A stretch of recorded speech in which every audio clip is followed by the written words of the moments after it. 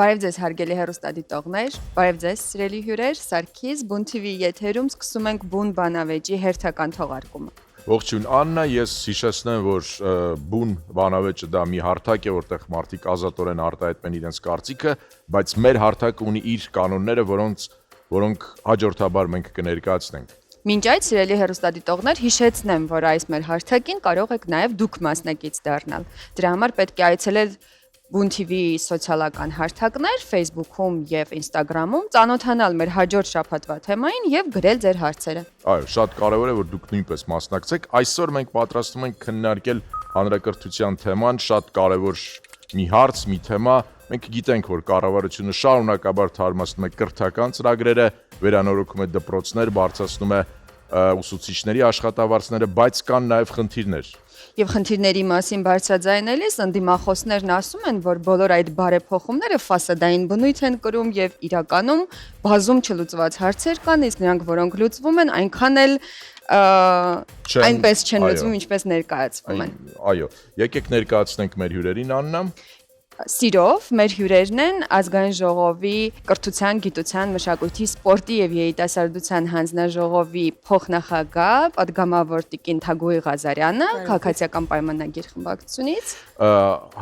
Ընդդիմադիր Հայաստան խմբակցությունից պատգամավոր Արմինե Խերանյանը, բարև ձեզ, շնորհակալություն հրավերն ընդունելու համար։ Հասարակագետ պարոն Վահրամ Թոքմաջյանը, բարև ձեզ, շնորհակալություն։ Եվ կրթության հարցերով փորձագետ Սերով Խաչատրյանը, բարև ձեզ, շնորհակալություն հրավերն ընդունելու համար։ Եվ մենք արդեն կարող ենք անցնել մեր առաջին փուլին։ Այո, բայց մինչ այդ ներկայացնենք կանոնները, ինչպես ասացինք, մենք ունենք կանոններ, առաջին փուլի կանոնները ընդհանրապես շատ կարևոր է, բայց հատկապես առաջին փուլում մեր հյուրերը չպետք է միմյանց ընդհատեն, եթե ընդհատում են 2 անգամ եւ ավելին, մենք կխնդրենք, որ այդ մարդը, այդ անձը, այդ հյուրը հեռանա տաղավարից։ Ես վստահ եմ, որ այդ պատիժները, այսպես ասած, կիրառելու անհրաժեշտություն չի լինել։ Արգելվում են նաև վիրավորական արտահայտություններ եւ առաջին փուլում մենք հարցեր ենք ուղղում հյուրերին եւ հյուրերից յուրաքանչյուրը ունի 2 րոպե ժամանակ պատասխանելու այդ հարցերին։ Խնդրեմ Աննա։ Կսկսենք ձեզնից, Տիկին Ղազարյան։ Իշխանությունը իսկապես շատ հաճախ է խոսում կրթության կարևորությունից, որ դա շարժիչ ուժ է զարգացման համար, խոսում է նրա մասին, որ բազում կարևոր բարեփոխումներ են արվել, կտրուկ բարձրացել է ուսուցիչների աշխատավարձը, բազում դպրոցներ են կառուցվել։ Կարող եք 2 րոպեի շրջանակներում ներկայացնել բոլորը դժվար կլինի իհարկե, բայց առանցքային այն փոփոխությունները, որոնք իսկապես շրջադարձային փոփոխությունների են բերել այդ ոլորտում։ Շնորհակալություն հարցի համար, ոչ չեմ կարող 2 րոպեի ընթացքում ներկայացնել, նախ ասեմ, որ մենք մեր քաղաքականությունները ընդհանուր առմամբ հիմնում ենք նրա վրա, որ բոլոր ռազմավարություններից կենտրոնական կրթության ռազմավարությունն է եւ կառավարությունը մնացած ռազմավարությունները ըստ կրթության ռազմավարությանը սինխրոնիզացնում, հա, եթե հիերարխիայի մեջ նայենք, այդքան կարեւոր է մեզ համար կրթության քաղաքականությունը։ Չեմ կարող բնականաբար բոլոր բարեփոխումները նշել, բայց ես կարծում եմ, որ առանձին անդրադառնալու հնարավորություն կունենանք եւ ենթակառուցվածքային առումով բնականաբար 300 դպրոցը այս պահին, հա, հանրակրթության առումով, որը ենթակառուցվածքային ծրագիր է եւ 1400 լաբորատորիաները դպրոցական, որ մենք կառուցում ենք եւ բովանդակային առումով հանրակրթական չափորոշիչի ամբողջական ներդրումը, որը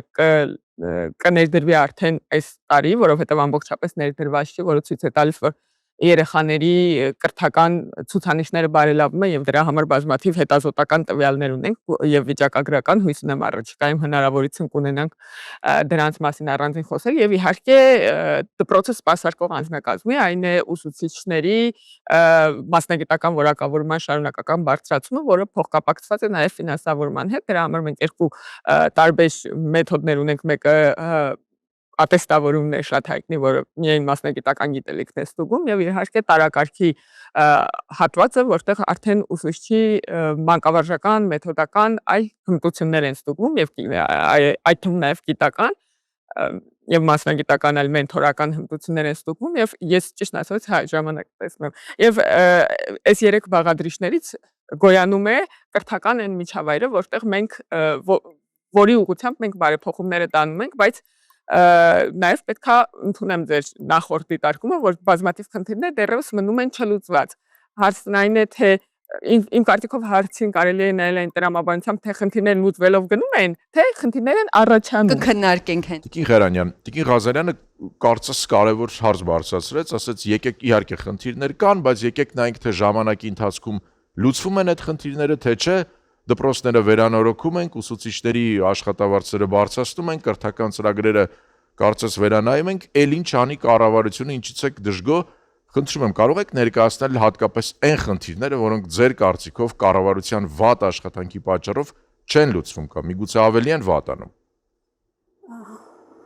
Դպրոցների վերանորոգումը կրթության որակի բարձրացման ցուցանիշ դիտարկել կարծում եմ ճիշտ չէ։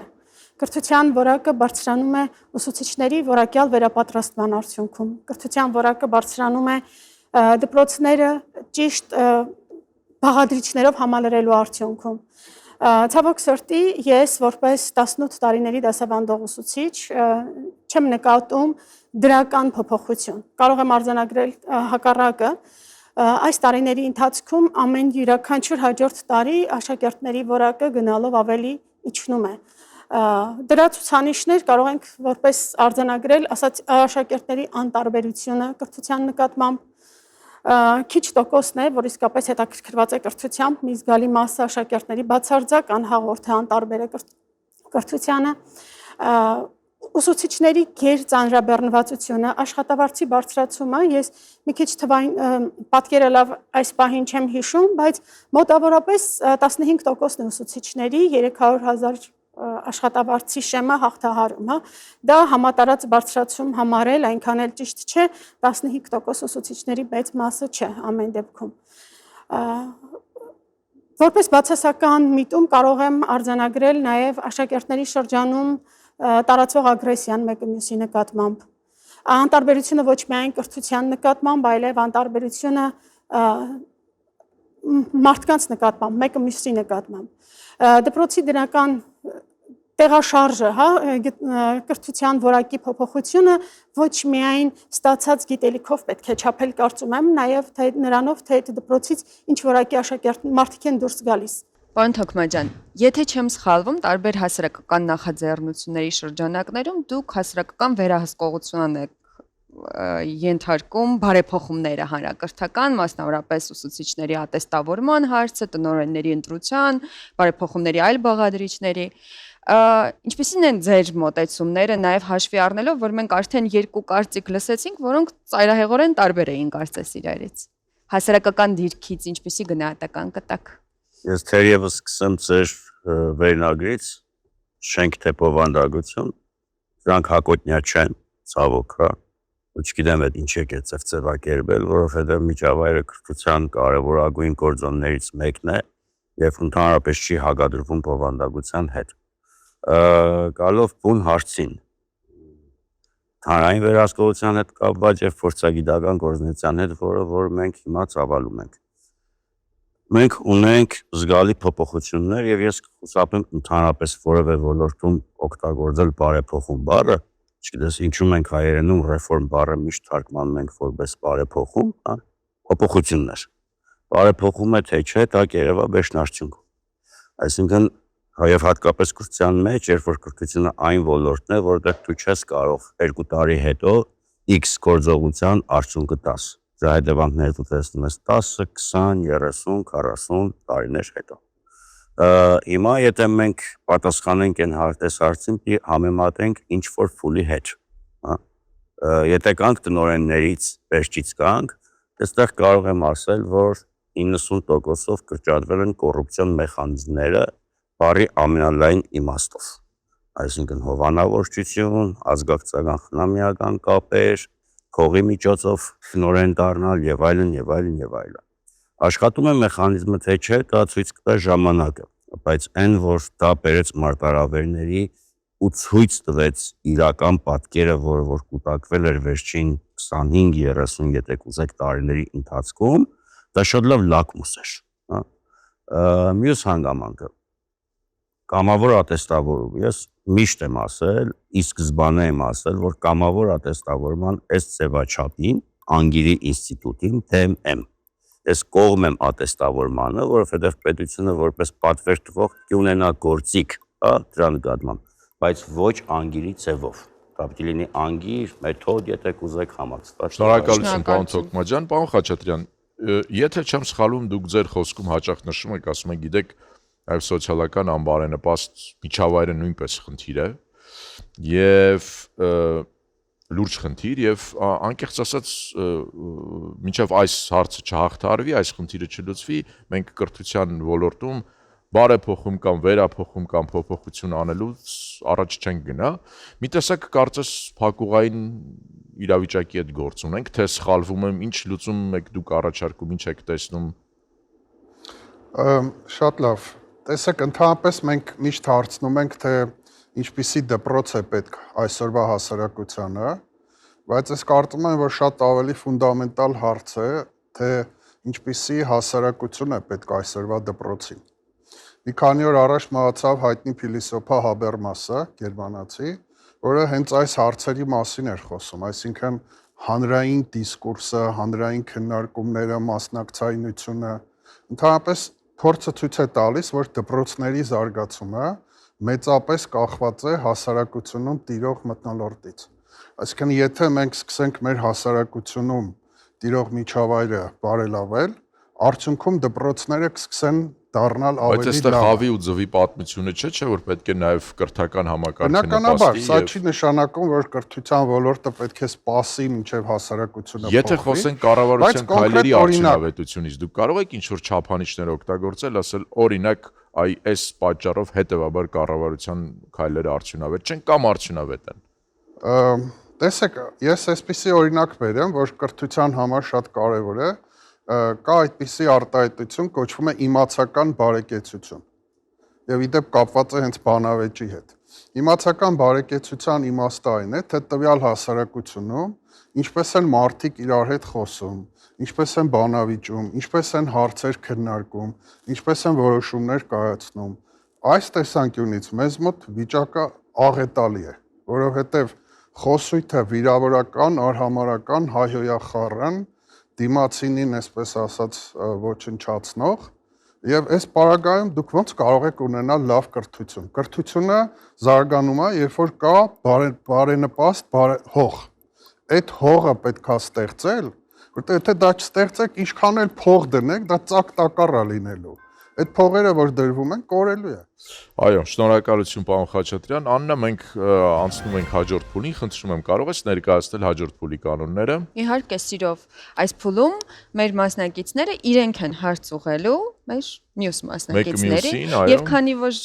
նախորդիվ պարոն Թոքմաջյանը խոսեց մեր վերնագրի մասին նաեւ պնդելով, որ կոտնյա չեն, ես կուզեմ, որ ես չուզեցի ընդհատել պարոն Թոքմաջյանին, բայց կուզեմ, որ այս հարցերի շրջանակներում հնարավորություն լինի նաև անդրադառնալ այն հարցին, թե իսկ առաջնահերթությունը ոչ մեկին կարելի է տալ, ոչ հակոտնյա այս հասկացությունների։ Այո, մինչև այդ հարցին էլ գուցե անդրադառնալ, ես ասեմ, որ յուրաքանչյուրը 30 վայրկյան ունի դիմացինին հարց ուղղելու, պատասխանի համար 3 րոպե, այնուհետև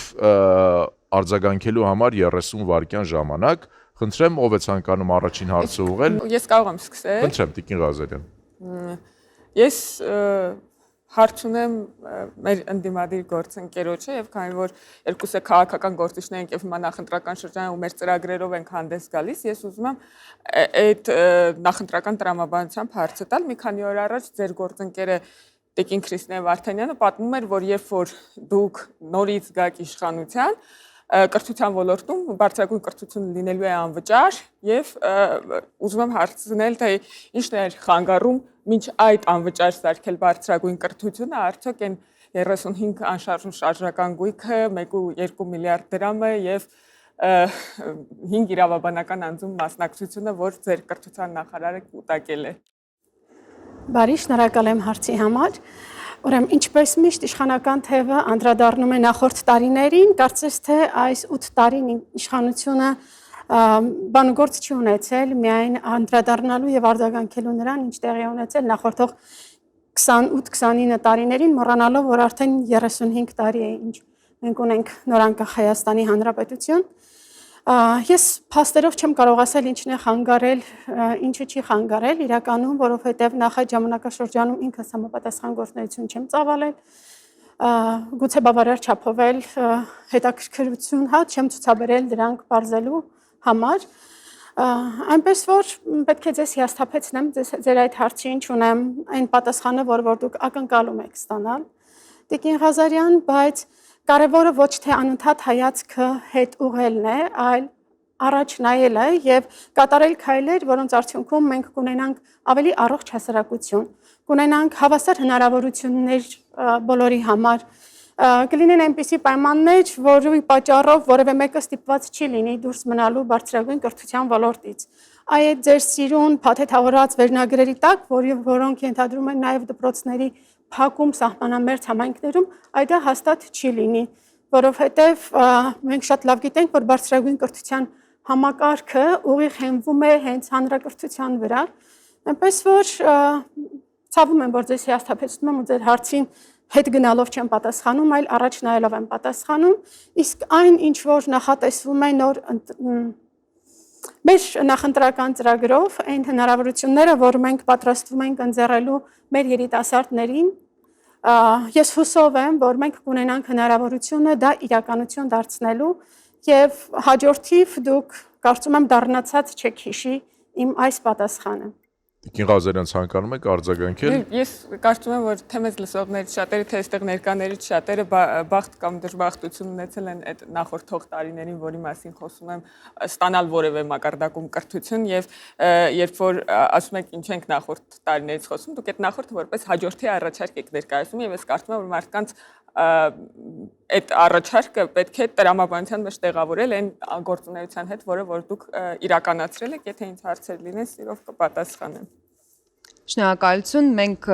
նախընտրական բանավեճի տարր ունեցանք մեր այս բանավեճի ընթացքում, հիշեցնենք եւ մեր մասնակիցներին եւ հեռուստադիտողներին, որ առաջիկա շաբաթներին մենք հենց բուն նախընտրական բանավեճ կունենանք։ Քաղաքական ուժերի ներկայացուցիչներին եւ կարող ենք խոսել նաեւ տարբեր շենքշինություններից, կրթական հարցերից եւ ծրագրերից նախընտրական։ Տիկին Խերանյան, դուք հնարավոր է դուք հարց ունեք Տիկին Ղազարյանին։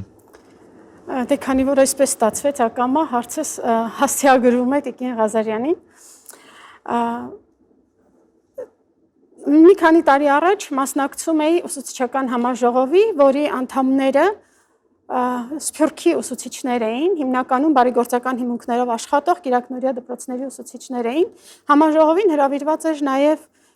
փոխնախարարը Արթուր Մարտիրոսյան եւ այսպես հայտարարեց, որ այն բարեփոխումները, այս նոր չափորոշիչները, որոնք ներդրվում են դպրոցում, համարժեք են Մաշտոցի կատարած գործին։ Կիսում եք արդյոք այդ կարծիքը, արդյոք այս ձեր 8 տարիների կառավարումը դպրոցներում կատարված փոփոխությունները ձեզ բերել են այդ համոզմանը, որ նոր չափորոշիչները նույնքան բարձրարժեք են, ինչքան Մաշտոցի կատարած գործը։ Շնորհակալություն հարցի համար, ես կփորձեմ օգտագործել այս հատվածը ժամանակին նաև արձագանքելու նախորդիվ հնչած պնդումներին եւ շեշտադրումներին։ Ես չեմ լսել պարոն Մարտիրոսյանի այդ հայտարարությունը, հետեւաբար չեմ կարող դրան արձագանքել, որովհետև բառացի չգիտեմ ինչ շարադասությամբ եւ ինչ կոնտեքստում է ասվել եւ չեմ համարում պատեհ այս պահին արձագանքել, բայց նախորդիվ Տիկին Խերանյանը պնդում էր, որ աշակերտների որակը ամեն տարի իջնում է եւ դրա որպես վկայություն բերում էր, որ նրանք որպես տվյալ չափելի տվյալ երևի բերում էր, որ նրանք դարձել են անտարբեր, անհաղորդ եւ ագրեսիվ։ Ես չգիտեմ ինչպես է երեխաների անտարբերությունը, ագրեսիվությունը եւ անհաղորդությունը չափվում, բայց ես գիտեմ, որ մենք վերջին տարվա տվյալներով 2025 թվականի տվյալներով բարելավել ենք մեր ցուցանիշները մաթեմատիկայից, բնագիտությունից եւ տեքստ կարդալու ունակություններից, ֆունկցիոնալ գրագիտությունից եւ գիտեմ, որ այս պահին Հայաստանի 4-րդ դասարանի երեխաները 2019 թվականի համեմատ մաթեմատիկայից բարելավել են իրենց արդյունքները, հայտնվելով միջինից բարձր սանդղակում, այսինքն 498-ը մինչև 500 միջինը 513 է դարձել եւ մենք հայտնվել ենք միջինից բարձր սանդղակում եւ բնագիտության բնագավառում շեմը չհաղթահարող երեխաների թվականակը շեմը հաղթահարող երեխաների թվականակը 82% է դարձել, ինչը էլի նախորդ տարիների ցուցանիշի բարելավում է, որտեղ 40%-ը նախորդիվ չէր բարելավում։ Եվ իհարկե հայտնի այդ ֆունկցիոնալ գրագիտության հարցը, գիտեք, տեքստերը ընթերցելու, վերլուծելու եւ մեկնաբանելու կարողությունը երեխաների, որոնք 2022 թվականին 47% երեխաները չէր հաղթահարում շեմը, այս տարի արդեն 28%-ը չի հաղթահարում, այսինքն 20%-ային ցուցանիշով փոխվել է։ Այս չեմ ասում նրա համար, որ իդեալական է մեր համակարգում ամեն ինչ, մենք տեսնում ենք, որ դեռևս կան երեխաներ, որոնց խնդիրները լրիվ չեն լուծվել, բայց ակնհայտորեն պնդումներին չի համապատասխանում այն, թե ինչպիսի միտումներ կան։ Ես նաև գերծանրաբեռնվածության կուզեմ արձագանքել, որովհետև նշեց Տիկին Խերանյան, որ գերծանրաբեռնված են ուսուցիչները, բայց մենք նրանց ժամերը կրճատել ենք տարական դպրոցում 22 դրույթ չափը սարքելով 18, իսկ միջին դպրոցում 22 դրույթ չափը 20 դարձնելով, գուցե իդեալական չէ, բայց եւ էլի կա հնարավորություն կչացնելու, բայց նաեւ մենք կադրային հարց ունենք լուծելու եւ գիտեք վերջին 2 տարիներին 4000 նոր ուսուցիչ է մուտք գործել համակարգ, որոնցից շուրջ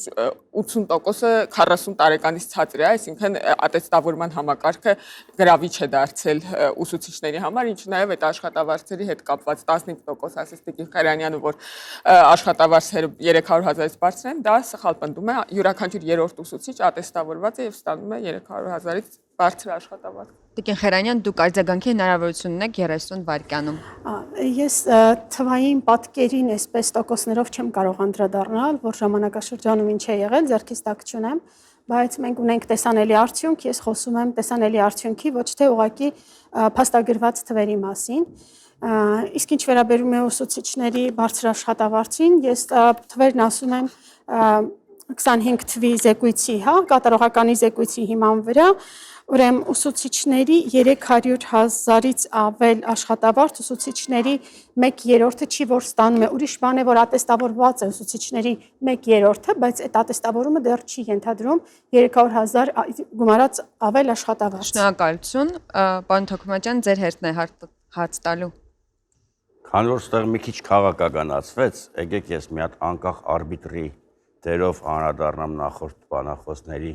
դպրոց փակել չփակելու խնդրին, մի քիչ օգնեմ իշխանությանը, մի քիչ ընդդիմությանը, առաջին Եթե դա կկարողանաք հարց ձևակերպել, ձևաչափով անել, ուրեմն ինքներդ ձեզ հարց տվեք։ Առաջին օպտիմալացումը տեղի է ունեցել, երբ Հայաստանի Հանրապետության նախագահ Ռոբերտ Քոչարյանն էր, իսկ կրթության նախարար Երջանկայի շատակ Սերգո Երիցյանը։ Շատ լավ, կներեք, որ ընդհատում, խնդրում եմ հարց ձևակերպեք, պարոն Թոքմաջյան։ Ես չէի ուզես ցուցանիշների մեջ մտնել, որովհետև թվերը միշտ խապում են, նայած ոնց կմեկնաբանես։ Ես գլոբալ հարց եմ ուզում տալ, այսօրվա քննարկելիք,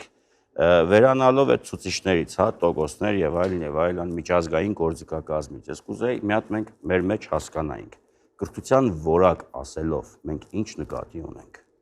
Բոլորին եմ ուղում իմ հարցը, ես չեմ ուղում կոնկրետ անձի, կարող է պարոն Խաչատրյանն է ստեպքում պատասխանի կամ կարձագանքի,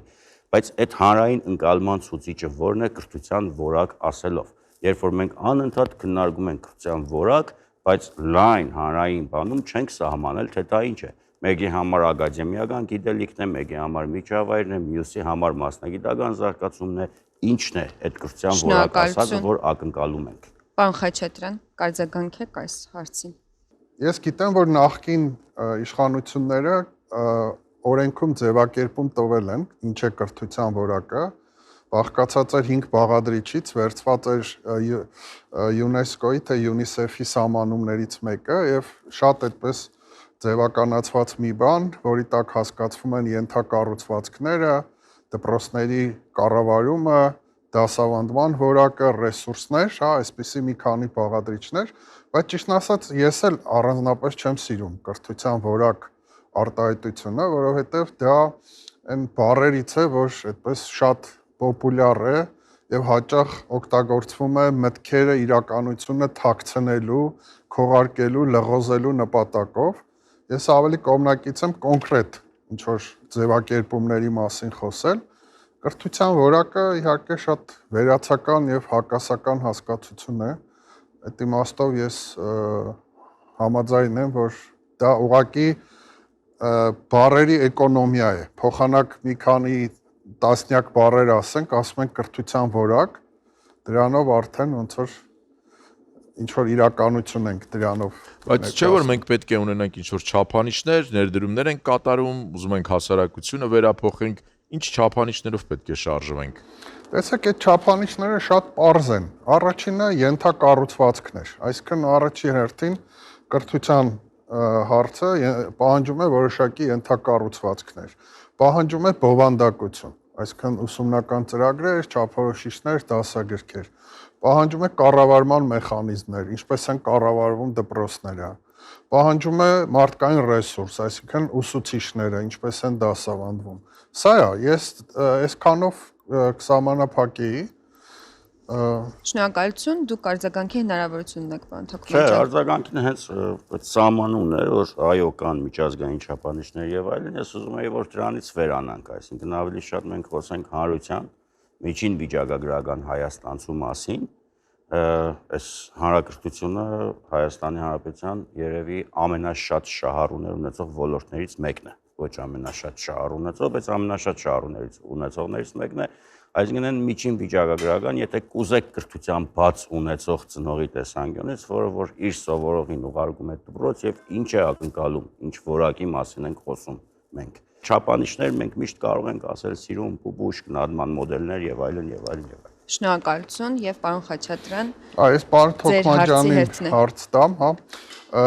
Հարցս վերաբերում է դպրոցների տնօրեններին, որտեղ գործող կարգով, երբ որ լրանում է տնօրենի պաշտոնավարման ժամկետը, տնօրենը չի կարող մնալ որպես ժամանակավոր պաշտոնակատար։ Այսինքն պետք է լքի իր պաշտոնը, մինչև կլինեն ընտրություններ եւ կամ ինքը կընտրվի կամ մեկ այլ տեխնացու։ Որքանով է սա ճիշտ, որովհետեւ ստացվում է, որ մանավանդ որ երկար են տևում տնօրենի ընտրությունները, ստացվում է, որ երկար ժամանակ այդ մարդը մնում է անորոշության մեջ։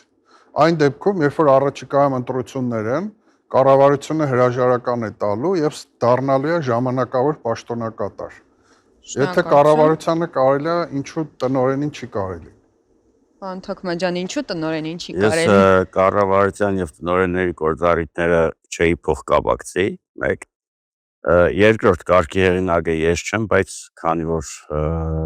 փորձաքննող կազմակերպության ղեկավար եմ, երկու տեսանկյունից կարող եմ անդրադառնալ այդ հարցին։ Ախ որևէ մեկը հոր տնից օժիտ չի բերել տնօրենի պաշտոնը։ Ցավոք Հայաստանի Հանրապետությունում երկար տարիներ տնօրենի պաշտոնը փոխանցվել է ոչ միայն ժառանգական, այլ նաև սեռական ճանապարհով։ Հիմա կարծես թե ասում են չէ, չպետք է լինի։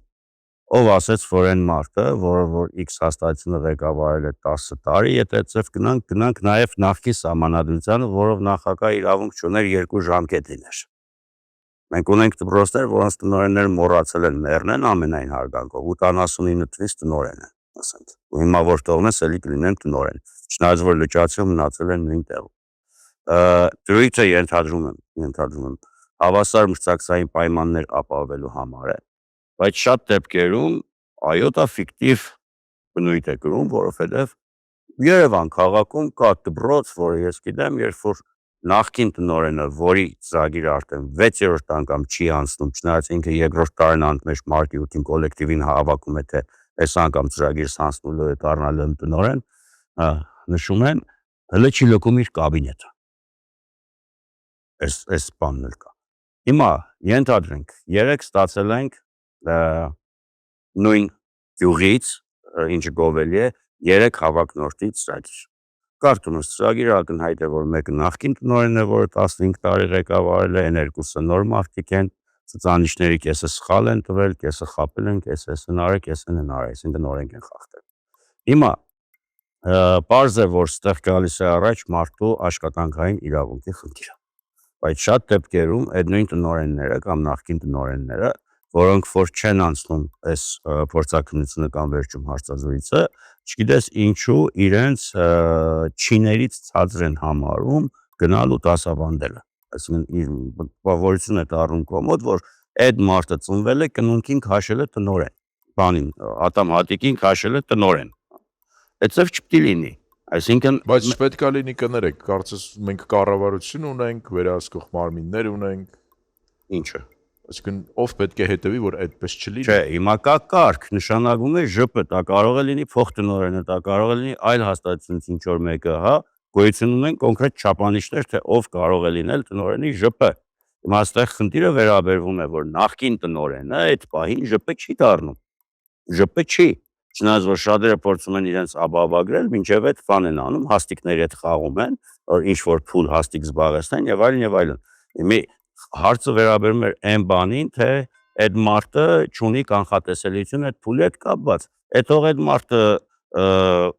կուրսայինի մագարտագի զարգացման ծրագիր գրի անցնի, գնա էլի դառնա տնօրեն, որ կուրսայինի մագարտագի զարգացման ծրագիր չի կարողանում գրել, ստեղից արտագրում է գրակողի տեմպով, վերջում էլի ուզում է դառնա տնօրեն։ Ինչ ասես այդ մարդը։ Շնորհակալություն, դուք 30 վայրկյան Տեսեք, պարոն Թոքմաջյանը Ինչ կարելի է ասել այդ մարդուն, ինչպես պարոն Թոքմաջյանը։ Պարոն Թոքմաջյանը նշեց հավասար պայմանների մասին, բայց ցավոք կարգով այն մարդը, որը դրսից կամ ներսից նշանակվում է ժամանակավոր պաշտոնակատար, օրինակ իրեն թույլատրում են մասնակցել մրցույթին։ Այսինքն, եթե չի թույլատրվում, ուրեմն այդ դեպքում ով որ նշանակվում է ժամանակավոր պաշտոնակատար, իրեն էլ չպետք է թույլ տան, որտեղ ինքն էլ կարող է օգտագործել իր դիրքը, ինչպես նախորդ տնօրենը։ Շնորհակալություն։ Շնորհակալություն։ Այս փուլն էլ ավարտեցինք սա։ Այո, հիմա մենք հարգելի հյուրեր, մենք կդիտենք տեսանյութեր եւ կխնդրենք ձեզնից յուրաքանչյուրին արձագանքել այս տեսանյութերին։ Դուք ունեք 3 րոպե ժամանակ Եվ կարող ենք դիտել արդեն։ Այո, խնդրեմ։ Հիմա մեծ թվով զոհեր կան, այսպես եմ ասում, սոցիալական ցանցերի պատճառով զոհված, մահացած երեխաներ։ Բոլոր երկրներում կան դատական process-ներ, որտեղ երեխայը մահացել, սպանություն է տեղի ունեցել, ինքնասպանություն եւ այլն, եւ ամեն ինչը տեղի է ունեցել սոցիալական ցանցերի ազդեցության արդյունքում եւ հսկայական դատական ակտեր կան աշխարհում։ Մյուս կողմից նաեւ հետազոտությունները ցույց են տալիս, որ կրթության որակը կտրուկ անկում է ապրում, երեխաների ուշքում միտքը սոցիալական ցանցերն է, իրենք գտնվում են ձևավորման process-ում եւ ձևավորվող երեխայի վրա սոցիալական ցանցերը շատ բացասական ազդեցություն են ունենում։ Պարոն Խաչատրյան, որքան հասկանում ենք դուք դեմ եք սոցիալական որպեսզի ցանցերը դպրոցահասակ երեխաները, հա, մաս կազմեն այդ մշակույթին, օգտվեն սոցիալական ցանցերից եւ մյուս կողմից չեք համարում, որ արգելք սահմանելը կարող է նաեւ խնդիրներ, չէ՞ որ մարդիկ նաեւ շփվում են սոցիալական ցանցերի օգնությամբ, այսպես գիտելիքներ, նոր թեմաներ են, նոր աշխարհներ են բացահայտում, արդյոք 21-րդ դարում ճիշտ կլինի նման այսպես կտրուկ մոտեցում ցուցաբերել սոցիալական ցանցերի նկատմամբ։ Այն, որ ես սոցիալական ցանցերի վնասակարությունը տեսնում եմ, դա միանշանակ է։ Ուղղակի իհարկե հասկանալի է, որ դրա իրականացումը շատ դժվար է լինելու եւ դժվար է պատկերացնել։ Իհարկե խոսքը գնում է դեռահասների մասին, ոչ թե ընդհանրապես, այլ երեխաների մասով, որովհետեւ պարզ է, որ այդ ալգորիթմները, որոնք աշխատում են սոցիալական ցանցերի հետևում, դրանք նաև որոշակի վնասներ են հասցնում։ Կարծում եմ, որ արգելքը պետք է, բայց դա մոտավորապես լինելու է այն նույն արգելքը, ինչ կա, ասենք, օրինակ, ծխախոտի դեպքում։ Չէ, ծխախոտն էլ արգելված է, բայց ունենք բազմաթիվ երեխաներ, որոնք ծխում են։ Նույնը ինձ թվում է կլինի սոցիալական ցանցերի պարագայում։ Ի վերջո երկրները կսկսեն արգելել, բայց բնականաբար տարբեր երեխաներ կգտնեն ձևեր դրանցից էլի օգտվելու։ Տիկի Ղազարյան, եթե թույլ կտաք, մենք տեսնում ենք նաև զուգահեռաբար մեկ այլ գործընթաց աշխարհում, երբ որ որոշ երկրներ սկսել են, հա, անչափահասների համար արգելք սահմանել սոցիալական ցանցերից օգտվելու առումով։ Չգիտեմ, գուցե Հայաստանի կառավարությունում, իշխող ուժում նույնպես նման մտքեր կան։ Թե կարելի է մի հատ ռեպլիկ անեմ պարոն Խաչատրյանի նախորդ շրջափուլում ասած մի նախադասության, որ սխալ պնդում է, որ թյուրիմացիան մեզ չգցի մեր հեռուստադիտողներին, պարոն Խաչատրյանը ասեց, որ կառավարություն հրաժարական է տալու, կառավարությունը հրաժարական չի տալու։ Անցնենք եւ մնալու է ԺՊ, այս ձևակերպեցիք, բայց Ղազարյանն ասում է, որ սեր չունենաք։ Ասեմ, տենց բան չի լինելու։ Ոնց որ այդ ուրիշ երևի դրվագի մասին էր խոսում պարոն Խաչատրյանը, ինչ վերաբերում է սոցիալական ցանցերին եւ եւ դրա երեխաների վրա դրանց վնասակար ազդեցությանը ես վստահ եմ, որ ինչ որ երկրները կսկսեն արգելել այդ գործընթացը կամ անավեն եվրոպական երկրներում այդ քննարկումները կան։ Մեր մոտ էլ կան այդ քննարկումները, բայց այդ քննարկումները ոչ մի այդ արգելքները ոչ մի կերպ չեն ազդելու եւ սոցիալական ցանցերը ինձ թվում է նորից բացվելու են, որովհետեւ պարոն Խաչատրյանը իր հարցազրույցում ասում էր կան մեծ թվով երեխաներ, որոնք դարձել են սոցիալական ցանցերի զոհ կյանքի իմաստով, հա, կյանքն են կորցրել։ Ես շատ կուզենայի իմանալ ինչ ասել է մեծ թվով եւ ինչպես է դա այդ հարցի Այստեղ հարցը ոչ այնքան թիվն է, որքան գիտեք այդ վնասը, ինչպես է այդ հարցը։ Ես վստահ եմ մենք ունենք լավ հետազոտություն տեսնելու թե օրինակ մի այլ բաղադրիչ ոնց է ազդում երեխաների առողջության եւ կյանքի վրա, այլ բան կյանքի, չգիտեմ, կյանքի այլ ասպեկտ, պատերազմները եւ ոնց է ազդում սոցիալական ցանցերը եւ կշռենք դրանցից որնա վնաս։ Ուրիշ լիք բաներ էլ կարելի է ասել, չգիտեմ, համավարակները եւ այլն։ Այս հարցը չի քննարկվում իշխող ուժի շրջանակներում։ Մենք չգիտենք սոցիալական ցանցերի իրական վնասի կշռելի չափը։ Բայց օրենքով պատերազմներն ու համավարակները հնարավոր չի արգելել։ Ես հիշում եմ, որ ժամանակին, երբ որ գիրքը դարձավ, հա, բանով, տպագրությունը դարձավ համատարած, այդպիսի խոսակցությունների մասին արխիվային նյութեր կան, որ ծնողները արգելում են երեխաներին շատ կարդալ, որովհետև երկար անշարժությունից, երկար կարդալուց մեջքն է վնասվում, աչքերն են վնասվում։ Ես չեմ հավատում, որ հնարավոր է փակել այն հոսքի առաջ, այդ տեխնոլոգիական հոսքի առաջ, այդ որ գալիս է, երեխաներին փակել դրանց առջև, ես կարծում եմ, որ մենք պետք է գտնենք ձևեր իրանց օգնել, որ դրանցից լավագույնս օգտվեն եւ քիչ վնասվեն։ Այդ դիրքորոշումը կա, որ պետք է արգելել։ Ես այդ դիրքորոշման աջակիցներից չեմ, որոշում դեռևս չկա, էլի ես իմ դիրքորոշումը ուզեցի ասել։ Շնորհակալություն։ Մենք կարող ենք դիտել հաջորդ տեսանյութը։ Ապազգայնացման ծրագիրն արդեն բացահայտ եւ անթակույց ցինիզմով մուտք է գործել նաեւ հանրակրթության ոլորտ։ Նոր ուսումնական տարում հասարակության արդարացի զայրի թոբորբոքեց հանրակրթության ոլորտում իրականացվող հայրենադավությունը։ Դասագրքերից դուրս են մնացել մեր ինքնության պահպանման ճանապարհին անկյունակարային դերակատարում ունեցող անհատներն ու իրադարձությունները։ Տարբեր դասարանների գրականության եւ պատմության դասագրքերում տեղ են գտել պատմական իրադարձությունների ոչ ճիշտ կամ ներկա իշխանություններին հաջող մեկնաբանություններ։ Տիկին Խերանյան, ձեր այս ելույթում դուք քննադատում եք իշխանության վարած քաղաքականությունը հանրակրթության ոլորտում, բայց կհամաձայնեք երևի, որ ընդհանրական են շատ մեղադրանքները։ Կարող ենք ձեզ խնդրել ավելի կոնկրետ ասեք, թե ինչից եք դժգոհ իշխանության վարած քաղաքականության մեջ այդ ոլորտում։ Բարի, շնորհակալ եմ, ես բազմաթիվ ահազանգեր եմ ստանում, հատկապես պատմություն դասավանդող ուսուցիչներից։ Ավագ դպրոցում 10-րդ եւ 11-րդ դասարաններում պատմության դասագրքեր չկան,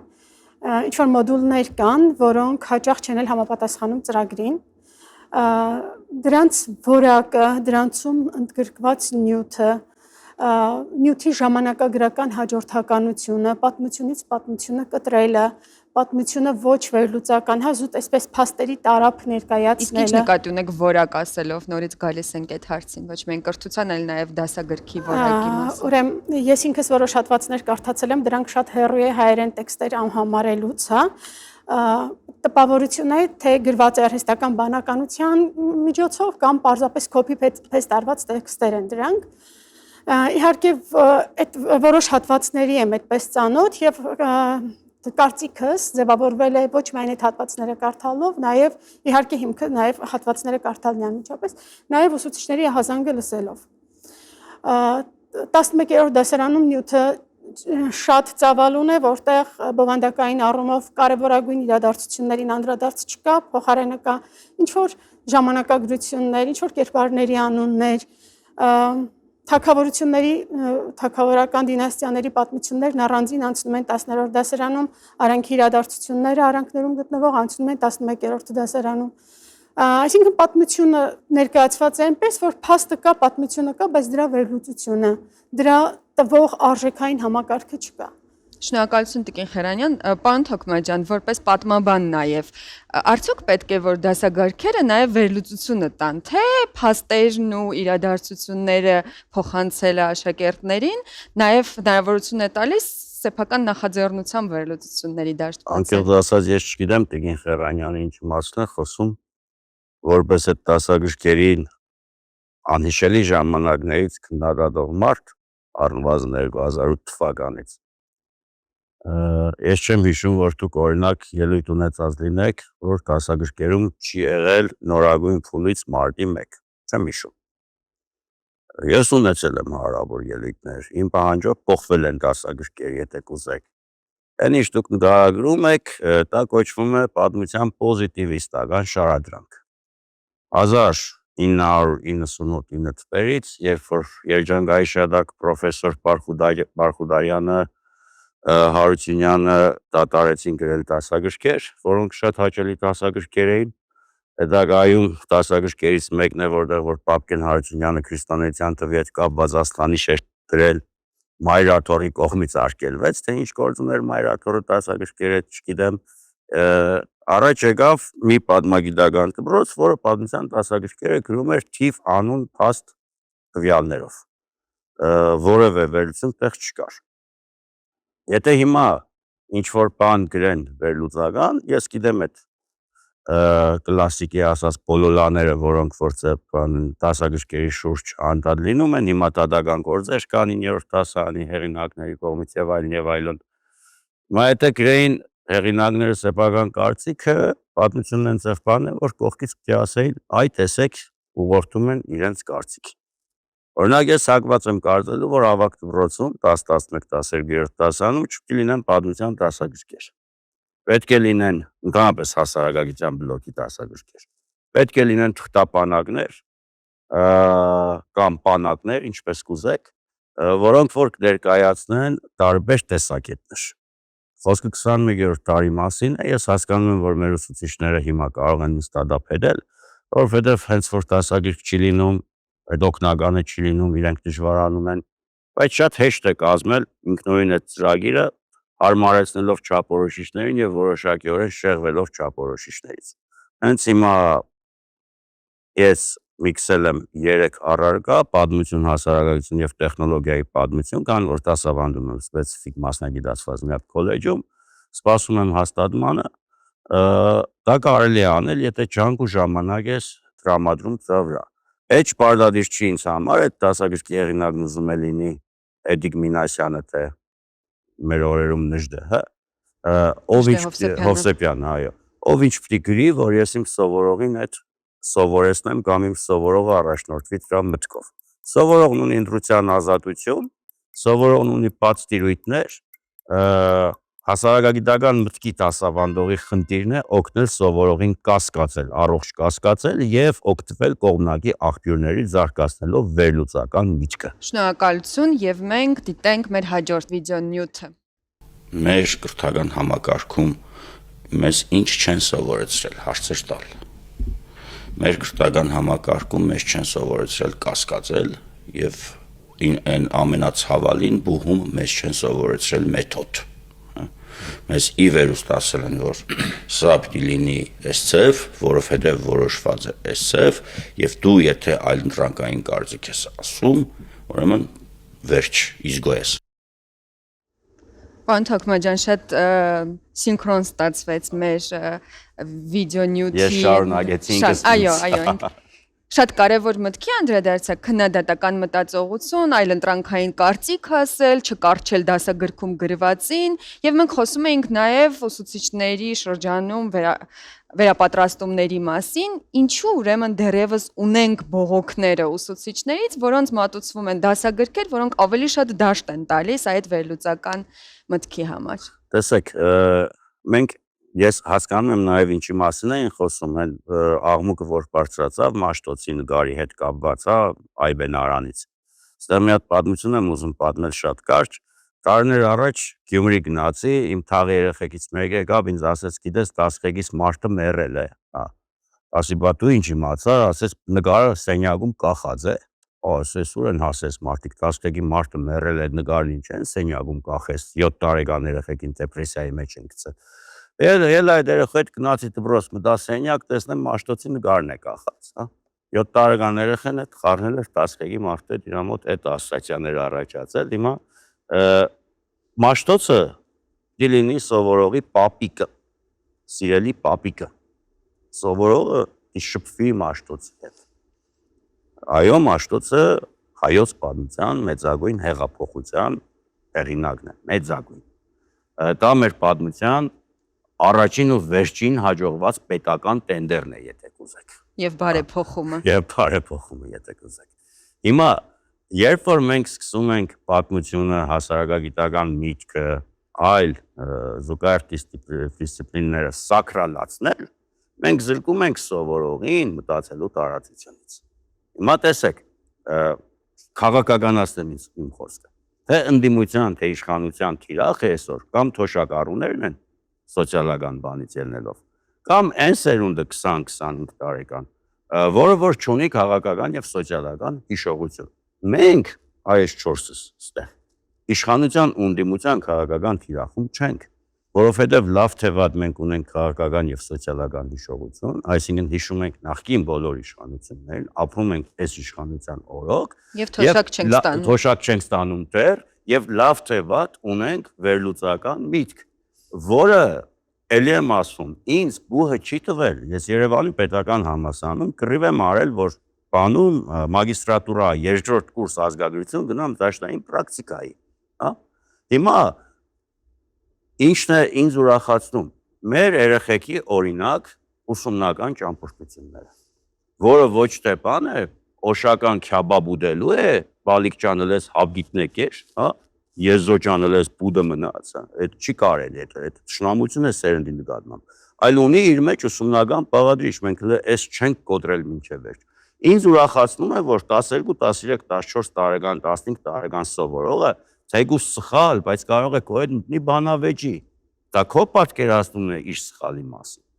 բայց ինքը ունի այդ համարձակությունը, որովհետև քանի բացվում է միտքը, այստեղ շատ համաձայն եմ պարոն Խաչատրյանի հետ, որ կրթությունը առանձնացված չի, հասարակական միտքը քանի բացվում է, հասարակություն բացվում է, սովորողի առաջի պլան։ Պարոն Թոքմաջյան, շնորհակալություն։ Տիկին Ղազարյան, գուցե դուք նույնպես անդրադառնաք Տիկին Խերանյանի քննադատությանը, որ մենք լսեցինք տեսանյութի ժամանակ, եւ ըստ էության հիմնականում դա ուղղված էր իշխանություններին, չնայած կարծես արձագանքեց։ Եթե կարելի է այս վերջի քննադատական միտքը ձևավորելու մեր քննարկումը անդրադառնամ, որովհետև ես ոնց որ խոսակցությունն է դարձավ այդպեսին եւ կուզեի նաեւ իմ դիրքորոշումը հայտնել, այստեղ պարոն Թոքմաջյանը իր տեսանյութում շատ լավ արտահայտություն է ասում հարցեր տալ։ Ես իմ փորձառությունից ինչ գիտեմ, ես գիտեմ, որ վերջացել է պատրաստի պատասխաններ ունենալ ժամանակաշրջանը, մենք ժամանակից սովորում ենք տարեթվեր, տեքստեր, ինչ որ հիշողություն էինք կուտակում եւ դա մեզ հետ կրում էինք, մենք այդ կրիչն էինք եւ ոնց որ հարցերի մեր պատասխաններ ունեինք, բայց հիմա այնպեսին է դարձել աշխարհը, որ մենք այդ պատասխանները ինչ որ տեղեր լցված են եւ մենք մեզանից մարդկանցից ավելի շատ կարիք կա կարողանալ հարցեր ձևակերպել։ Այ եթե դու կարողանաս ճիշտ հարցը ձևակերպես, արհեստական բանականությունը այդ հարցը ճիշտ կտա, այդ պատասխանը ճիշտ կտա, եթե սխալ ձևակերպես, սխալ կտա պատասխանը ամենայն հավանականությամբ։ Եվ ես կարծում եմ, որ երեխաներին հիմա ընդհանրապես պետք չի սովորեցնել ճիշտ պատասխանները, պետք է սովորեցնել ճիշտ հարցերը կամ ինչպես ձևակերպել հարցեր, եւ դա նաեւ այն միտումը, որ պարոն Թոքմաջյանը ասում է 14 տարեկան երեխան կարա ինձ հետ բանավիճի, դա այդ տեխնոլոգիական փոփոխության դրական կողմն է, որովհետեւ երեխաների համար ինֆորմացիայի աղբյուրները շատ են, հետաքրքրասեր երեխաները կարող են YouTube-ում գիտահանրամատչել եւ նույնիսկ գիտական թողարկումներ նայել եւ տարբեր դիտանկյուններ լսել ու գալ մեզ հետ բանավիճել։ Ժամանակին, երբ որ մենք էինք դպրոցական, մեր իմ ինֆորմացիայի աղբյուր բացի ուսուցիչից, ծնողներիցս եւ հարևաններիցս միայն հեռուստատեսություններ, այսինքն հեռուստատեսության եւ ես իմ բանավիճելու իմ շատ բազմազան դիրքորոշումներ ունենալու վերաբերյալ ես ոնց որ չունեի այդ աղբյուրներ եւ չէի կարող այդքան լավ վիճել իմ ուսուցիչների հետ, ոնց որ մեր երեխաներն են կարողանում մեզ հետ վիճել։ Եվ ես դրա համար եմ նաեւ ժամանակ առ ժամանակ խրախուսում այս տեխնոլոգիական առաջընթացի հնարավորություններից օգտվել, ոչ թե խնդիրների վրա կենտրոնանալ, իհարկե խնդիրները նաեւ լուծելով։ Շնորհակալություն Տիկին Ղազարյան եւ մենք դիտում ենք մեր վերջին վիդեոնյութը։ Համաձայն չեմ այն պնդման հետ, որ սոցիալական անհավասարությունը միայն աշխատավարձի մասին է։ Սոցիալական անհավասարությունը նաև հասանելիության մասին է, օրինակ կրթության հասանելիության մասին։ Մենք խոսում ենք ներքին միգրացիայի գործընթացներից, որ Երևան դարձել է այսպես մոնստր քաղաք, բոլոր տեղերից գալիս են Երևանում են բնակեցվում։ Եվ չենք նկատում, թե ինչն է դրդում մարդկանց գալ Երևան։ Շատերի կարծիքով քաղաքներ դեպի հոսքը պայմանավորված է աշխատաշուկայով։ Մինչդեռ հետազոտությունները ցույց են տալիս, որ շատ ծնողներ պարզապես լավագույն դպրոցներն են ընտրում իրենց երեխաների համար եւ երեխաների հետևից գնում դպրոցի հետևից։ Շատ կարևոր խնդրի եք անդրադառնում այս տեսանյութում Տիկին Ղազարյան եւ դուք ինքներդ էլ անձնական փորձառությունն եք ձեր բերում, որ տեղափոխվել եք նաեւ կարիերայի հետևից, ինչպես հասկանում եմ, չէ, Երևան։ Ձեր իշխանությունը ինչ քայլեր է արել, որպեսզի մարզերում ծնված երեխաները կարողանան իրենց կարիերայի հետ կապված ծրագրերը կազմել նաեւ իրենց մարզերում եւ չնայել անվերջ միայն Երևան։ Շնորհակալություն անդրադարձի համար։ Ես մի հատ օրինակ եմ ուզում բերել անցած տարի գյուղերից մեկում չեմ հիմա գյուղան կոնկրետ ասել, կարծում Կոտայքի մարզի գյուղերից մեկում էր 300 երեխա կար, դպրոցահասակ երեխա կար այդ գյուղում ապրող, բայց դպրոց գնում էին մոտավորապես գյուղի դպրոց գնում էին մոտավորապես 40, որտեղ ինքը քաղաքամերձ գյուղ էր։ Եվ ծնողները նախընտրում էին այդ 200 եւ ավելի երեխաների ծնողները նախընտրել էին գնալ կողքի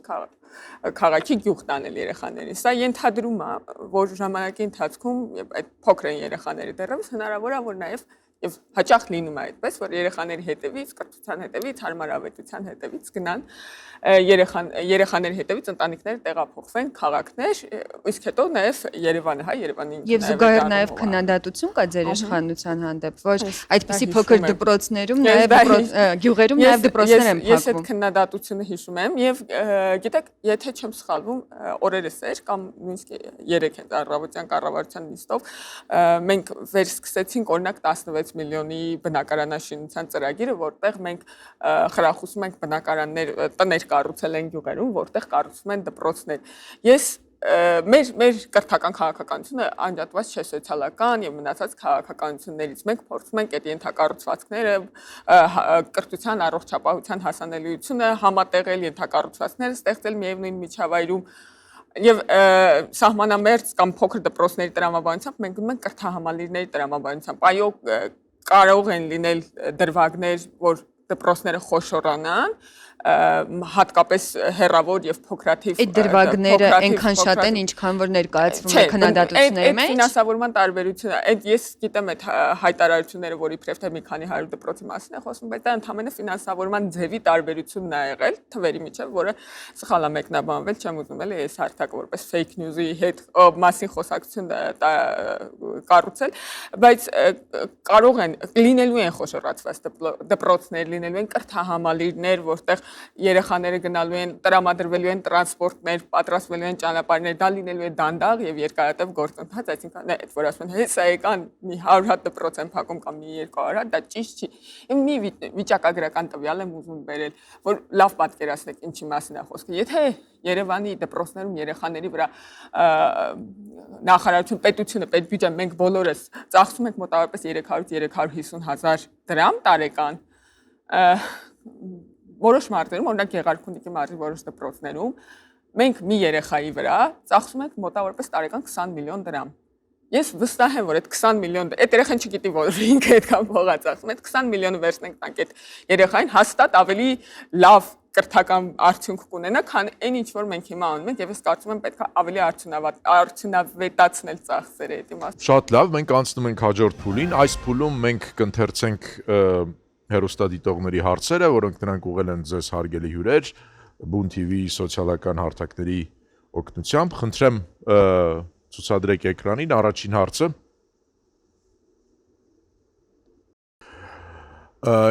Ինչու տնօրենները չեն նշանակվում եւ տարիներով ժամանակավոր պաշտոնակատարներ են ղեկավարում, ինչը ոչ զարգացման է բերում, ոչ էլ ստաբիլության եւ նախարարությունն էլ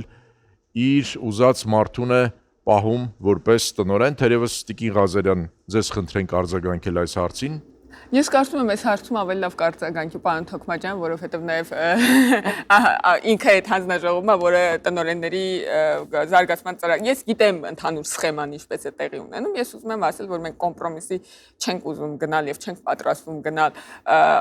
վատ որակի հետ, եւ սա թե դասագրքերին է վերաբերում, թե տնօրենների մրցույթներին, որոնցից երկուսի մասին էլ խոսեցին, կամ բաներ, որ բացակայում են, բայց մենք նախընտրում ենք, որ բացակայի, քան թե չլինի վատը, որովհետև հենց կոմպրոմիսի գնացինք հետ ենք գտնելու նույն շրջափուլի մեջ, որտեղից սկսել ենք, բայց ես կարծում եմ շատ ավելի որակյալ եւ բովանդակային պատասխան է սարցին կարտագանքի, եթե Պարոն Թոքմաջյան, ինչու եք ձեր մարդկանց նշանակում համաձայնես գրառման դպրոցի տնօրեններ, պահում եք մի խոսքով կարևորը գուցե ստաբիլությունն է։ Որովհետև տպավորություն ստեղծվեց, որ ես համ նախարարությունից եմ, համ բանն եմ, հանձնաժողովի անդամ եմ, ես հանձնաժողովի անդամ չեմ, նախարարությունից չեմ, ընդամենը փորձաքննող կազմակերպության ղեկավար եմ, որը գործի բերումով ստիպված է հավասարաչափ մերժել թե իշխող ուժի ներկայացուցիչների խնդրանքները, թե չիշխող ուժերի ներկայացուցիչների խնդրանքները X կամ Y մարդու համար։ Ավելի շատ իշխող ուժի եւ հատկապես падգամավորների միջնորդությամբ։ Այսինքն ձեզ նման խնդրանքներով դիմում են։ Շատ երկար ժամանակ դիմում էին, հիմա արդեն հասկացել են վերջ մի քանի ամիսը տեղի հասել, որ չպետք է դիմեն։ Ինչու չեն նշանակվում, որովհետև չեն անցնում փորձաքննությունը ծրագրերի, դա մենք չենք տեսնում ով է հավակնորդը, այսինքն մենք ստանում ենք պատմությունը, հաստատության ցուցանիշներ, կարիք եւ այլն եւ ծրագիր, որտեղ հավակնորդը անով փակ է։ Երկրորդ, ոչ թե նախարարությունը նշանակում իր ուզած մարդկանց, նախարարությունը չի կարող որևէ մեկին նշանակել, եթե փորձաքննող երկու կազմակերպություններից որևէ մեկի մոտ այդ մարդը դրական եզրակացություն չի ստացել։ Այսինքն իրենք հասնում են նախարարության հանձնաժողով այն ժամանակ, երբ որ մեր, այսինքն նախարարության տիրույթից դուրս գործող կազմակերպություններից որևէ մեկում ստանում են փորձաքննության դրական եզրակացություն։ Այո, կա մարդ, որը 2023 թվականից արդեն 3-րդ տարին մեջ 15-րդ հոբելյանական անգամ կտրվել է փորձաքննությունից։ Այդ մարդուն անդադ ասում են քո ծրագիրը արտագրած է, ինքը բռնում նույն ծրագիրն ուղարկում է։ Այսինքն ոնց այդ մարդը ժամանակին բուհում կուրսային կամ դիպլոմային է ստացել անցումի տագից առնելով կամ արտագրելով։ Նույնպես եւ փորձում են դառնալ տնօրեն։ Պարոն Թոքմաջյան, Ու այդ դեպքերը համատարած են, այսինքն ծրագրի զգալի մասը։ Հիմա մենք ինչ արժեք ենք ուզում փոխանցենք, այսինքն մենք ուզում ենք, որ մեր կրթության գործի կազմակերպիչները լինեն կեղծարարներ ի սկզբանե։ Եթե դու քո դպրոցի կարգի վերաբերյալ 50 էջանոց հոդաբաշխ բան չես կարողանում գրել, 6 նպատակ սահմանել ու չափման գործիք, թե դու ինչ ես ուզում անել, ստեղից ընդեղից գողանում ես։ Դու այդ երեխեքին ինչ ես սովորեցնելու։ Ես հասկանում եմ, որ առաջ ավելի հեշտ էր, տանում $10,000 դնում էիր մարզպետի սեղանին, ասում էիր ան։ Ես հետագա 5 տարին տնօրեն եմ։ Հիմա այս ռետորական խնդրեմ Աննա։ Ես պարոն Թոքմաջյանին ուզում եմ հարցնել եւ արտագրությամբ տեքստեր բերելը, որպես տնօրենի ծրագիր, եւ միջնորդ գտնելը, փորձել գտնելը, երկուսն էլ հանցագործությունների մասին հաղորդում ներկայացնելու առիթ են, չէ՞։ Եղել են դեպքեր։ Կարծեմ նախարարությունը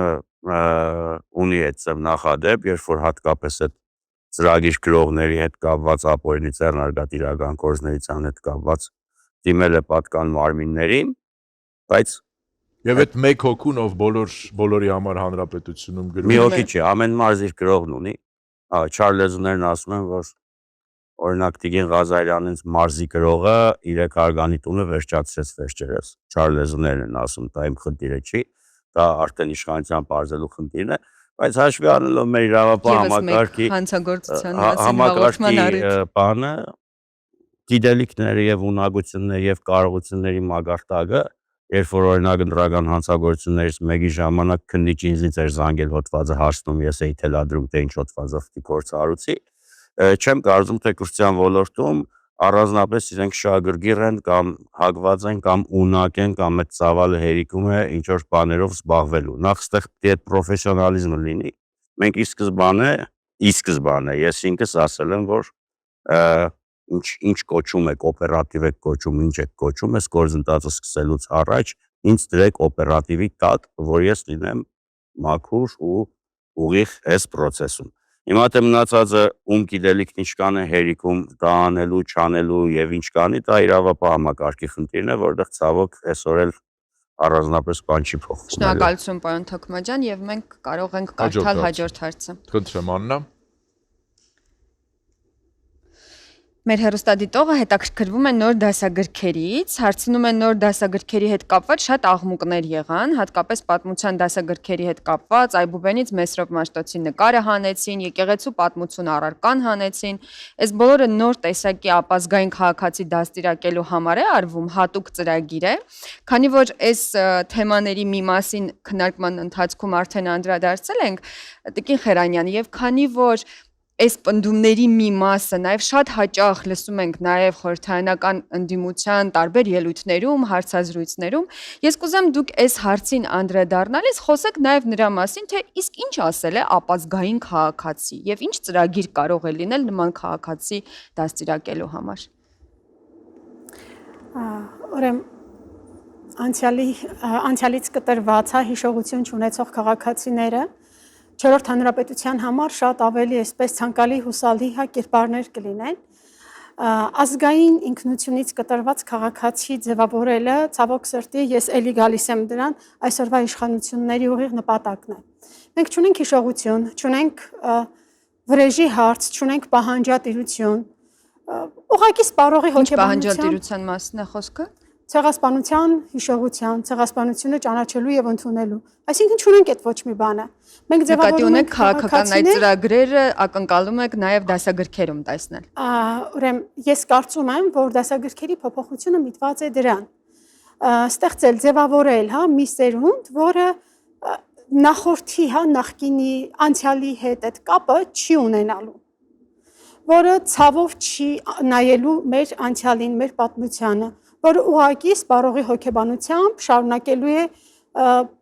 այսպես գող երջանիկ ապրել 4-րդ օրինակ Մաշտոցի Այբուբենից օգտվել առանց հիշելու իր նկարը։ Այստեղ գիտեք նկարը չի միայն, նկարը արտաքի կողմն է։ Երբ որ մենք Մաշտոցի խոսքերը դպրոցների ճակատներին փոխարինում ենք լավ սովորիր, որ լավ ապրեսով, մենք դրանով արդեն նոր ծրագիր ենք տալիս։ Տարիներ շարունակ մենք դպրոցներ ենք գնացել Մաշտոցի առաջին թարգմանված նախադասության, կարծում եմ բոլորդ գիտեք, չցիտեմ նախադասությունը։ Հիմա նոր կառուցվող դպրոցների պատերին լավ սովորիր, որ լավ ապրես կարգախոսն է։ Այսինքն կրթությունը միայն լավ ապրելու համար է։ Կրթությունը իմ կարծիքով նաև զրահաբաճկոն է, կրթությունը պատվանդան է, կրթությունը հիշողություն է, կրթությունը արժե համակարգ է, ոչ միայն լավ ապրելու միջոց։ Եվ մենք հասանք մեր հաղորդման 5-րդ փուլին, որի ընթացքում մեր մասնակիցները 3 րոպեի ընթացքում իրենց ամփոփիչ խոսքում կարող են անդրադառնալ նաև բոլոր այն հարցերին ու թեմաներին, որոնք կուզեին նախորդ հարցերի հետ կապված լրացումներ անել։ Խնդրեմ Տիկին Ղազարյան, խոսքը ձերն է։ Շնորհակալություն, ես կփորձեմ ամբողջ 3 րոպեն չօգտագործել, առանց դա ինձ թվում է ամենաշատը ես խոսեցի այս շրջափուլերի ընթացքում։ Մի քանի բանի եմ ուզում անդրադառնալ, նախ երևի ամենավերջից սկսեմ Տիկին Խերանյանը ասում է, որ ոնց որ անցյալը մոռանում ենք, անցյալից կտրվում ենք, բայց հիշեցնեմ, որ ամենաառաջին շրջապտույտում Տիկին Խերանյանը զգուշացնում էր, ասում էր բավական է անցյալին նայեք, բավական է անցյալից խոսեք, անցյալը մոռացեք, մոտարապես այսպեսի մի բան։ Իսկ պետքա կողմնորոշվեք, անցյալը քննարկում ենք, վերլուծում ենք, թե չէ։ Իմ կարծիքով իհարկե պետքա անցյալը նայել, անցյալի մասին քննարկումներ ունենալ եւ անցյալի վրա հենվելով շարժվել դեպի առաջ, բայց սա որպես այսպես ռեպլիկ էլի։ Մի բան ուզում եմ ասել երևի դասագրքերի հետ կապված, որ ընթացքում խոսեցինք, որ որոշ դասարաններում դասագրքեր չկան, ես այդ ժամանակ արձագանքելու հնարավորություն չունեի։ Մենք իհարկե կան դասարաններ, որտեղ մենք դասագրքեր չունենք, բայց վերջին տարիներին ինչ նոր չափորոշիչ ներդրվել է, մենք 93 տարբեր հեղինակների եւ հեղինակային խմբերի ստեղծած դասագրքեր ենք ներառել դպրոցներ եւ նաեւ ընթացակարգերի առումով, այդ մրցույթային ընթացակարգերի բերումով դասագրքերի արժեքներն են էժանացել մոտավորապես 30%-ով եւ շատ մրցակցային է, ինչքան մասնագետ կա, պատկերացնում եք, Հայաստանում ինչքան քիչ կարա լինի այդ ռեսուրսը, ինչքան մասնագետ կա, փորձում ենք ներգրավել եւ ինչքան հնարավոր է այդ ռեսուրսը կիրառել հոգուտ հանրակրթական դպրոցների եւ մի բան էլ երևի պարոն Թոքմաջյանի ասածների վերաբերյալ ես իհարկե իրավական առաջարկում մյուս անգամ քննչականից մարդկան չեք պարոն Թոքմաջյանի հետ քննարկումը, որ ընթացքում հասցնի արձանագրել հանցագործությունների մասին հաղորդումները, իրավական ընթացակարգերից ոչինչ չեմ կարող արձագանքել եւ չգիտեմ, եթե կան հանցագործություններ, արդյոք դրանք ինչ չափի են եւ ինչ մասշտաբի են եւ ինչպես պետք է արձագանքեն դրանց իրավապահները, բայց առնվազն իմ գործընկերների վերաբերյալ հնչած ռեպլիկի կապակցությամբ կխնդրեմ գոնե կուսակցության տեղեկացնել, որովհետև մեզ համար դա չափազանց կարևոր է մեր ներքին ընթացակարգերի համար եւ ներքին բարեվարկության համար, որպեսզի հասկանանք, թե ով կարող է, ես հույս ունեմ, ես չեմ եղել դեր ասածների ցանկում, այսինքն պետք է հասկանանք, թե ով կարող է նաեւ փորձել միջամտություններ անել, որովհետև դա մեր կուսակցության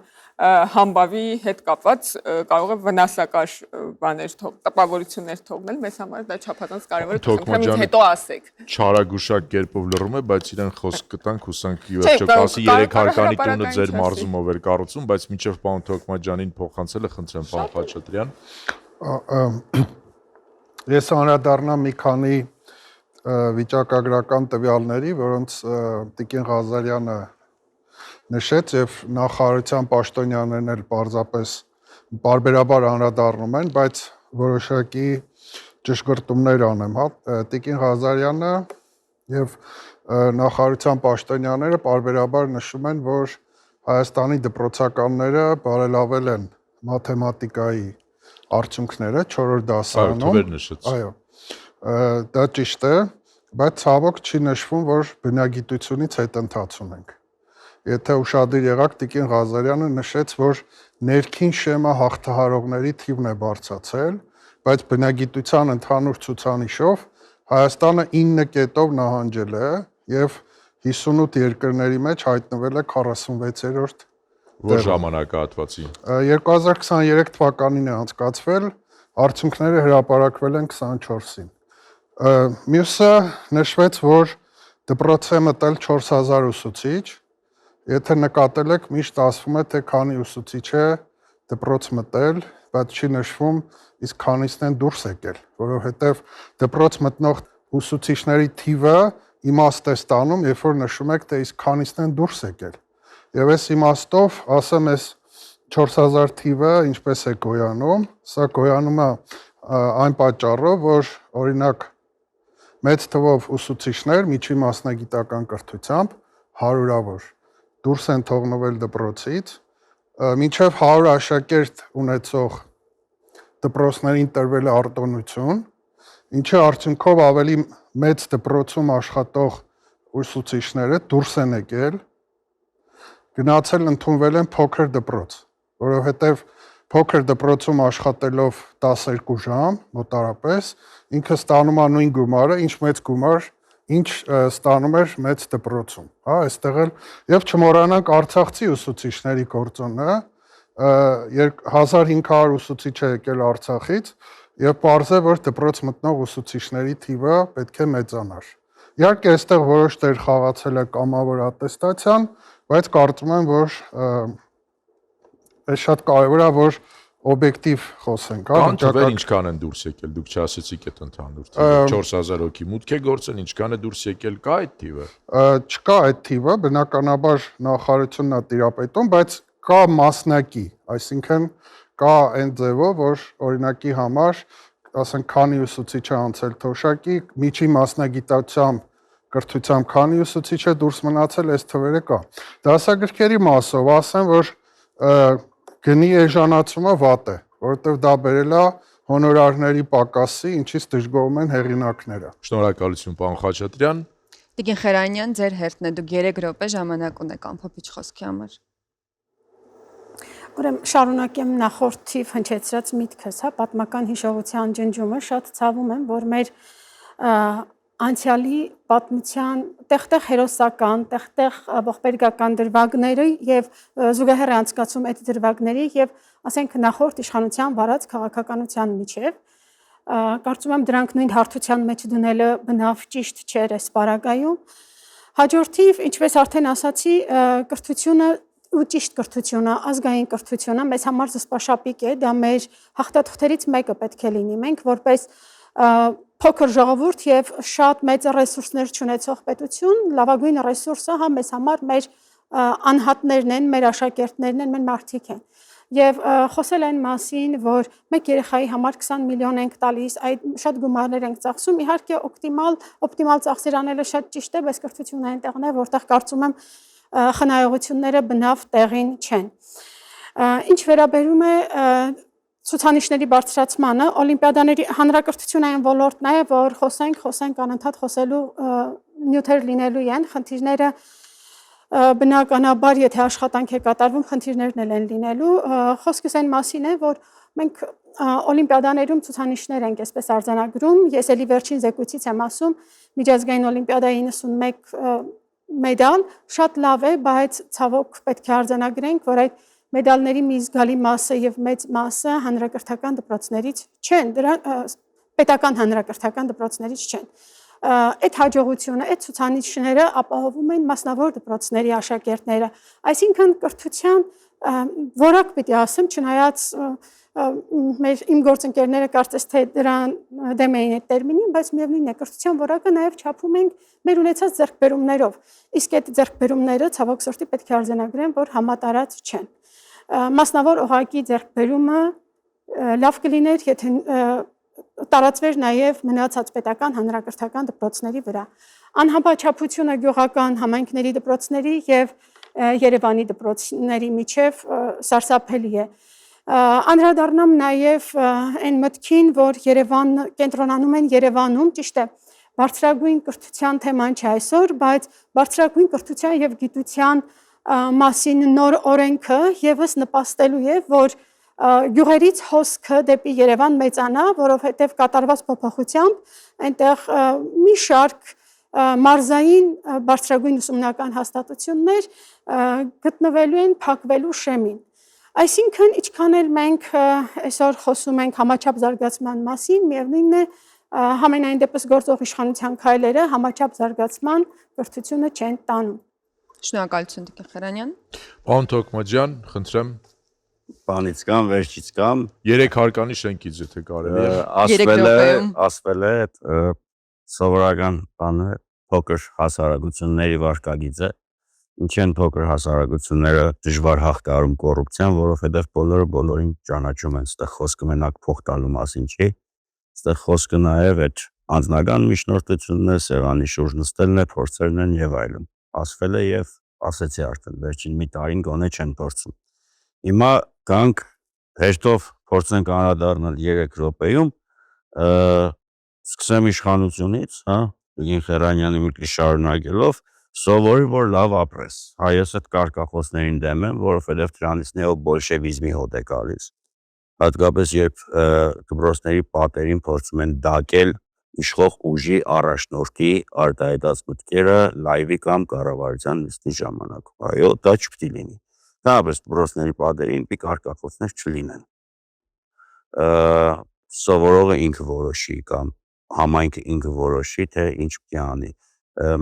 Ցավոք մեր դպրոցների պատերը ու մեր ընդհանրապես դպրոցների շինությունները, որոնք մենք խորհրդային ժառանգություն ենք ստացել, վերադառնալով թեմայի ամենասկզբին, դրանք սովորելու մասին չեն։ Դրանք մտածելու մասին չեն։ Ես սա չեմ քննադատում, չեմ ասում լավ էր թե վատ։ Դրանք ծառայել են խորհրդային պետությանը, խորհրդային պետության կարիքներին։ Ես չգիտեմ գալով ընդդիմությանը, ես չգիտեմ մի հատ զգայուն թեմա, որը այսօր չկա պատմության դասագրքերում։ Դուք չեք կարող ինձ ապացուցել, որ ցեղասպանության թեման ծրագրում չկա։ Ես հասկանում եմ, որ որոշակի խմբերի համար ազգային բառը ջիգետն է, հա, բայց չի կարելի անդադ այդ բառը օգտագործել առանց այդ բառի տակ բուն իմաստ դնելով։ Եթե ինչ որ սովորող,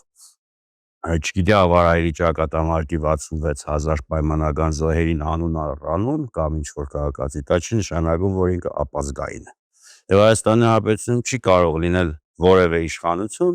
ում իշխանությունը ուզում է լինի, որը կարողանա վերացնել հավաքական հիշողության այն կոդերը, որոնք որ մեր մեջ դրած են, այդ թվում ցավոք ցեղասպանության հիշողությունը, որը մեզանում հավաքական հիշողություն է։ Այդ վերադառնալով այն հարցին, բանի տված օկտատիրոջ, հա, դպրոցներից հայ եկեղեցու պատմություն։ Ես հայ եկեղեցու պատմությանը դեմ եմ եղել իր ներառման օրվանից եւ կապ չունի իմ համար որ իշխանությունն է եղել, բոլոր իշխանությունները որոնք հավասարաչափ պայքարել են, ով որ այդ հարցը տալիս է, նշանակում է նոր ոչ ծանոթ է հայ եկեղեցու պատմության ուսումնական բովանդակությանը, ոչ հայոց պատմության ուսումնական բովանդակությանը։ Եթե այդ մարդիկ մի քիչ ծանոթանային, կտեսնեին, թե քանի տարբերություն կան ընդհանրապես բացի լեգենդներից եւ ինչ-որ հորինվածքներից։ Շնորհակալություն պարոն Թոքմաջյան, մեր ժամանակը սպառվեց ցավոք։ Շնորհակալություն մեր բոլոր մասնակիցներին, կարծում եմ իսկապես հետաքրքիր քննարկում եւ բանավեճ ստացվեց։ Ես հիշեցնեմ, որ բուն բանավեճը դուք կարող եք դիտել ամեն շաբաթ Ժամը 8-ին Բուն TV-ի եթերում եւ նաեւ կարող եք ակտիվորեն մասնակցել հարցեր գրելով մեր սոցիալական հարթակներում։ Մինչ հանդիպում։ Հաջողություն։